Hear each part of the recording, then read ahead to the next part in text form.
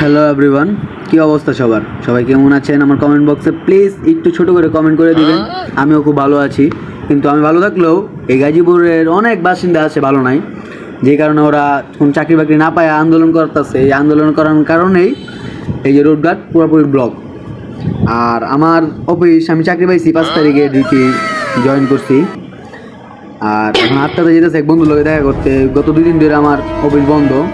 আর ছোট এভাবে করে রাখছি দেখে মানুষ টাকা টাকা দেয়, কি অবস্থা, বোকা চোখা ভাবে আছে। যেটাই হোক, ওদিক দেওয়া ওয়েট করতেছে বুটবাজার। আমি থাকি হইলাম হারিকেন। রোড গাড়ি এরকমভাবে ব্লক করে রয়েছে, কোনো একটা গাড়ি করে যেতেছে অবশ্যই ঠিক আছে, কিন্তু মন যেতেছে হাইট হাইটে যায়, এই কারণে হাইট হাইটে যেতেছি। ভালো লাগতেছে। আর ঘরে শুয়ে থাকলে তার ভালো লাগে না বেশি। আর ওভার ব্রিজের উপর হাইটে যাওয়ার কারণে সূর্যের ওয়েদারটা অস্থির লাগতেছে। মনে হয় না আজকে ছাড়তে পারবো না। উনি জিজ্ঞাসা করতেছে যে ভাই আজকে গাড়ি ছাড়বো না, আজকে কেমনে ছাড়বো? কালকে থেকে আন্দোলন চলতেছে। যারা চাকরিজীবী মানে চাকরি পায় নাই গা, তার আন্দোলন করতেছে প্রত্যেক ফ্যাক্টরিতে। কি করবো, তারাও তো অসহায় মতন, চাকরি পায় না, কি করবো? ঢাকা শহর থাকতে হয়, খাওয়া দাওয়া করে চাকরি রুম ভাড়া দিতে হয়, কত কি। চাকরি না করলে কেমনি কি চলবো ওরা? কারণ আন্দোলন করতেছে, কারণ অনেক ফ্যাক্টরি বন্ধ দিয়েছে। যেরকম আমাকে ফ্যাক্টরি আজকে বন্ধ দিয়ে দিচ্ছে, কালকে বন্ধ দিয়ে দিছিল। এই কারণে আজকে ঘুরতে ঘুরতে একটু হাঁটাঘুটি করি। এমনকি আমি একটা বন্ধুর সাথে যেতেছি দেখা করতে, কি চালু হয় চালু, আমি হাইটেটে যেতেছি, কোনো গাড়ি করে যায়, কিন্তু মন চাইছে হাইটেটে যেতে, এই কারণে ঘুরতে হাঁটতে যেতেছি। আর এভাবে চুল লাগছে দেখা সবাই টাকা দেখা দেয়, কি জানি ব্যাকল চাকল ভাবে এরকম। ওয়েদারটা অস্থির, কিন্তু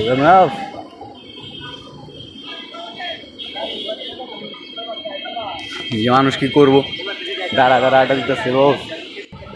কেউ বা গাড়ির ভিতরে শুয়ে আছে। কালকে সকাল 9টা থেকে এই অবস্থা, যানজট শুরু হয়েছে। মানুষ শুয়ে বৈশাখ গাড়ির ভিতরেই এভাবে দিন কাটাইতেছে। কি করব, মানুষ খুবই একটা ঝামেলার মধ্যে বইরা আছে সবাই। এই যে রোড গার্ড দেখেন, এই যে চলতেছে, এই পাশটা খালি, কিন্তু ছোট গাড়ি ঘোড়া চলতেছে, বড় কোনো গাড়ি ঘোড়া চলতে পারে না। এই মানুষ ওই যে টাকা দেয়, আমার কি অবস্থা। আর এই যে দেখেন সিমের বিচি, আমি হারিকেন থেকে 10 টাকা সিমের বিচি নিয়েছিলাম, যে অল্প পথ গেলে তো শেষ হয়ে যাবো, কিন্তু না, আমি একটা করে চাপাইতেছি তো অনেকগুলো এখন আমার কাছে রয়ে গেছে। আর একটা মজার কথা হইলো কি, আমি কিছুক্ষণ পরে আমার মুখের ভিতরে হাত দিয়ে দেখি দাঁতগুলো চেক করে, যে আমার দাঁত ভাঙা ছিঁড়ে গেল না তো আবার।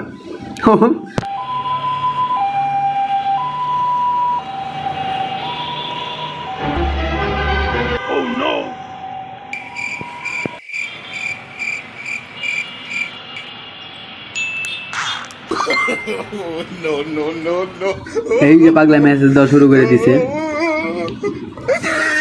অনেকদিন পরে যেতেছি তো, ও ভাবতেছে যে আমি মজা করতেছি, মনে হয় যে না সত্যি, যে আমার সামনে গেলে পরে একটু অবাক হয়ে যাবো।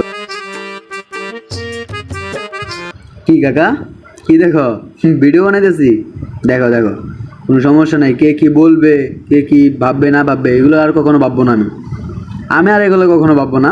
আমি ভাববে নিয়েছি, আমি ডিসিশন নিয়ে নিয়েছি যে আমি এইভাবেই প্রত্যেকটা সময়, যতটুকু সময় আমি ফ্রি পাই ততটুকু সময় আমি আনতে যে ভিডিও বানায়, ছোটো ব্লগ বানায় ছাড়বো। এতে আমার খুশি লাগে। আমি একা কথা বলি, একা ভিডিও বানাই। আচ্ছা, ও কি বলে আমার দেখে।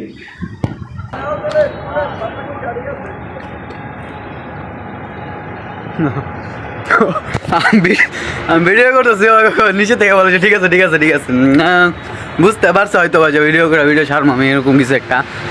যেটাই হোক চলতেছে আপাতত রোড গার্ড পুরাই ব্লগিং স্টেট। বাই। বুটবাজার এসে পড়ছি,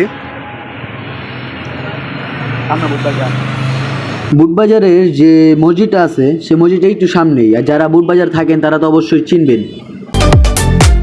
হয়রান হয়ে গেছি, অনেকটা পথ জার্নি করে আইছি তো। আর ওই যে সিমের বিচি বলছিলাম, একদম বিরক্ত বানায় আলাইছে। আর ওই আমার মেসেজও দিতেছে চালু আয় থাক, পরে খামো অনেক সিম, আপাতত পকেটেই থাক। আর অবশেষে বললাম, এই যে বুটবাজারের মসজিদ, কি চিনতে পারছেন তো?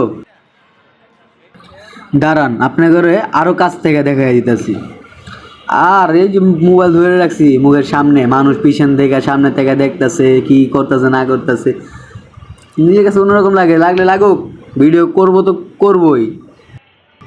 এই যে সেই বুটবাজারের মসজিদ, এটা অনেক অস্থির লাগে, কিন্তু আরও আগে অনেক সুন্দর লাগতো। এখন তো গ্লাস গ্লাস ভাঙা ঢুকে গেছে গা বাইরের থেকে। আর জ্যাম যে লাগছে এই জায়গায়, মানুষের লেগে পাড়ায় ফেলা যায় না।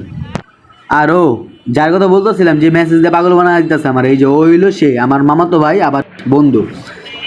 ওর কাছে আইসি অনেকদিন পরে, মানে ও আমার অনেক দিনই বলছে যে আয় এই জায়গায় যে থাকি, একসাথে থাকি, কিছুটা পথই তো আইতে পারোস, দেখা সাক্ষাৎ করতে পারোস।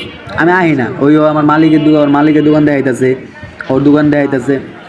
অনেক ভালো লাগতেছে, অনেকদিন পরে দেশের মানুষ, বন্ধু বা ভাই ওদের দেখা হইতাছে। আহি না, আমার ভালো লাগে না কোনো জায়গায় একা একা যাওয়া শোয়া। তারপরও একা একা হাতে হাতে পেলাম আপনার কথা কইতে কইতে কইতে কইতে যা ভালো লাগতেছে। ভালো দেখা হয়েছে অনেকদিন পর, একটু ভালো লাগতেছে। ওর একটা ফ্রেন্ডের দোকানে নিচে ও আমি ভিডিও বানাইতেছে, দেখো আমার দিকে চাই আরিছে। হ্যাঁ, ও আবার একটু আমার থেকে অন্যরকম গ্রাফিক ভিডিও বানায়, এডিটিং করে। আমার বলতেছে ও আমার ক্যামেরার ডিসপ্লে দেখা গুলা তো, এই কারণে ওর ফোন দিছে। পরবর্তীতে ওর ফোন দিয়ে ওর ভিডিও বানাই দিছি, ওটা তো আর আমি নিয়ে আনতে পারি না। অচেনা একটা ছেলে, ওর মোবাইল থেকে আমি কীভাবে ভিডিও নিয়ে আনি। হ্যাঁ, ওর মোবাইলের ক্যামেরাটা একটু ভালোই ছিল, আমার ফোনের ক্যামেরা তো ভালোও না। আর অবশেষে ওর কাছ থেকে বিদায় নিতেছি। আর ওর কাছে আমি আইছি একটা এমন কি জানেন, মানে ও আমার কি খাওয়াইবো না খাওয়াইবো এগুলো তো প্যারেশান হয়ে যেতেছে। ও আমার বলতেছে, কিন্তু আমার কাছে লজ্জা লাগতেছে, ভালো লাগতেছে না এত কিছু খাওয়া দাওয়া। কথা বললাম অনেকক্ষণ, বলা শেষে সন্ধ্যা হয়ে যেতেছে গা, নিজের বাড়িতে আবার যেতেছি গা হারিকেন। এই যে মসজিদটার কথা বলতেছিলাম, বুটবাজার মসজিদ, এই যে সেই মসজিদ আজান দিতেছে। এর মধ্যে আমি কোনো কথা নিজের বয়স দিতে পারি নাই, পরবর্তীতে বয়স দেওয়া হয়েছে। ভালো লাগতেছে এখন, একটু সন্ধ্যা তো, লাইটিং টাইটিং ও অন্যরকমই। গাড়ি ঘোড়া খাড়া দিচ্ছে, অনেক মানুষ দেখি বলাবলি করতেছে কবে ছাড়বো না ছাড়বো, এইগুলো একটু প্যারেশানি হয়ে যেতেছে ওরা নিজেরা। আর আমিও প্যারেশানি হয়ে যেতেছি একরকমভাবে, যে আমি 2 দিন ধরে ছুটি কাটাইতেছি, কালকে থেকে কি জয়েন নিতে পারবো। সবাই ভালো থাকবেন, খুশি থাকবেন, হ্যাপি থাকবেন।